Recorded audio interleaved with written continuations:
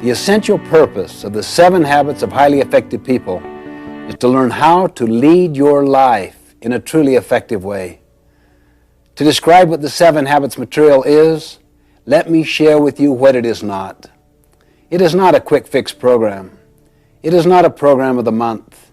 It is a process of personal and interpersonal growth and development that will require not only your continuing best efforts, but also your patience.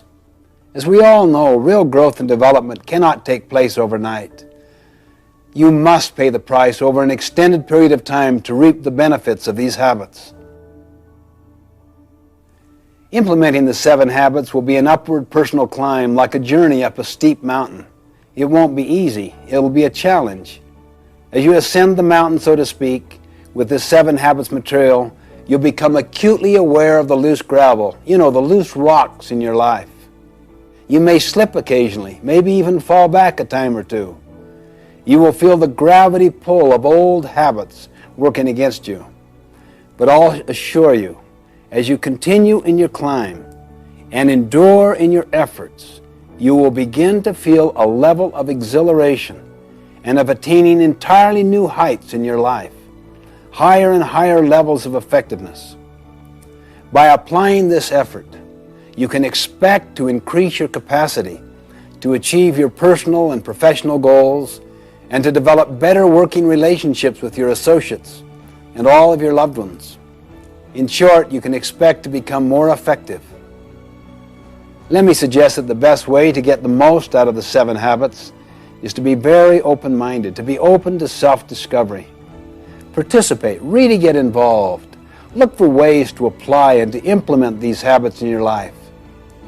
You see, our habits form our character. You may have heard the quote, sow a thought, reap an action. Sow an action, reap a habit. Sow a habit, reap a character. Sow a character, reap a destiny. For our purposes, we will define a habit as the intersection of knowledge, skill, and desire. You see, knowledge is the theoretical component. That is the what to do and the why to do it. Skill is the practical side of how to do it. And desire is the motivation side, the want to do it. In order to make something a habit in our lives, we literally must have all 3 components. Habits are powerful factors in our lives. They constantly express our character. They determine the level of our effectiveness or our ineffectiveness. In the words of an English poet, we first make our habits, then our habits make us. The 7 habits are simply common sense organized. But remember, what is common sense is not always common practice. So I encourage you to make the investment, put forth the time and effort. Focus on the kinds of changes you can make consistently and over time to develop these habits. I wanted to study the success idea in America and how it evolved. So I got into the popular success literature going back for 200 years.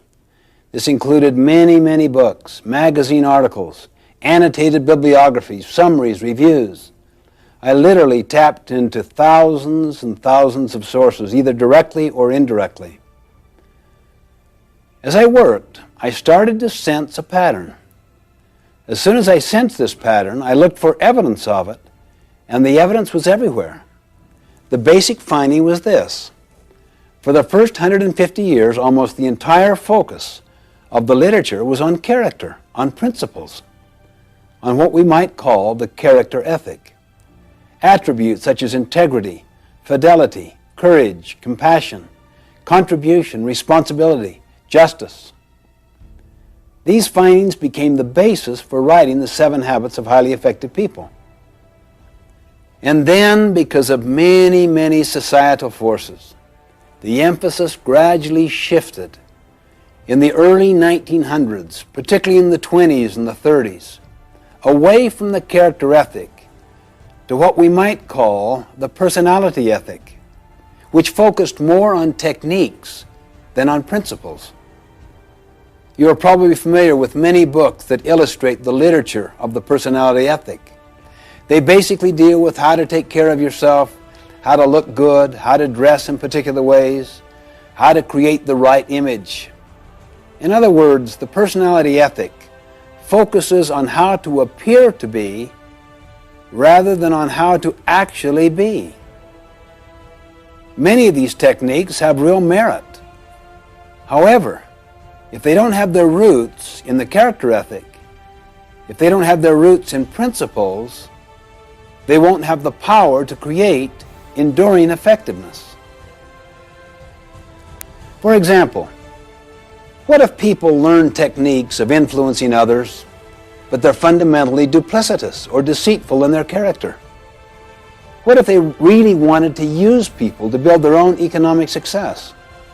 They might develop smoothness in their relationships so that they can have their own personal ends achieved, money, fame, glory, whatever. They really couldn't care less about contribution or service, purpose, adding value, helping others. How much trust would you have in them? How willing would you be to follow them or to rely upon them when things get tough? You know, one time I had a student come to me and say, "How am I doing in your class?" I looked him in the eye and said, "You really know how you're doing, don't you? A lot better than I do. How are you doing?" And he kind of looked down squeamishly. "Well, not too good, I guess. I just had kind of a rough time lately, and maybe I haven't applied myself as much as I should have." You really came to find out how well you'd psyched me out, how well you'd psyched out the system, isn't that right? When in fact, you kind of know in your heart how you're doing. "Well, how am I doing?" he said. "How are you doing?" Let's focus on what's really happening, not on what's appearing to happen.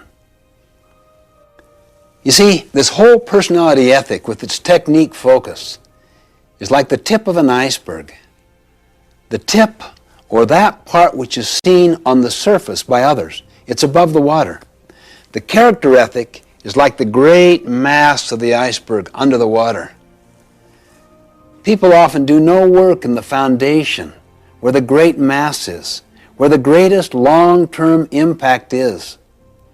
Too many people give all their energy and focus to the tip of the iceberg. That is, to learning techniques that others can see. You see this even in organizations, not just individuals.